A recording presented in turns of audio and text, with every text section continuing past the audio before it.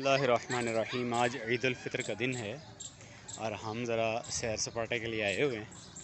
ये मेरी प्यारी बेटी आतिका बिनते राशिद, ये खुबैब भाई हैं और ये राफे भाई आ गए माशाअल्लाह। और मैं आ रहा हूँ, वो मुझे बनाओ, मुझे शूट करो। शीशे के आगे आती है, लेंस के आगे आती है।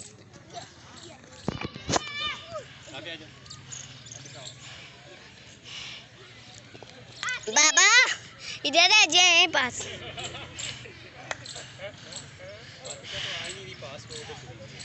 फिर आप दोनों ही बना लें। ये वीडियो मैं करता हूं। नीचे किया हुआ। चलो आप खेलो। आप मैंने बिट दबाया नहीं, इतनी देर का बचा। नहीं बेटा, दबाना नहीं है, वो वीडियो बना रहा हूँ। हाय कहती मुझे दें। खेलो खेलो। नहीं नहीं, उधर नहीं जाना, दूर नहीं जाना। आतिका आतिका आतिका।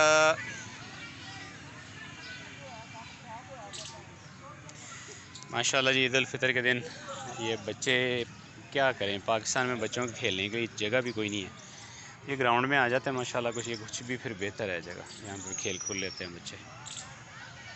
चलें, अल्लाह ताला इनको सलामत रखे और दीनों दुनिया की इनको भलाइयाँ अता करे।